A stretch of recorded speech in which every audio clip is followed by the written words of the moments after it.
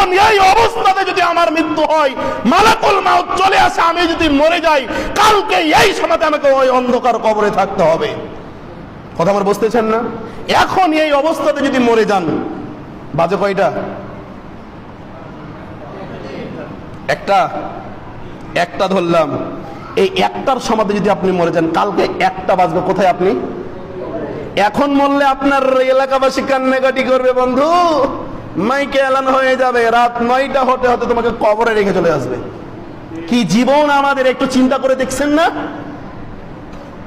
যে আমাদের জীবনটা কি? যে এখন যদি মারা যায়, এখন মসজিদে বসে আছি, এখন যদি মারা যায়, কালকে আমার উপরে বাসের ফালাটি থাকবে। এই সময়তে এতটুকু সময়ের আমাদের দাম নাই, আমাদের জীবনের মূল্য নাই।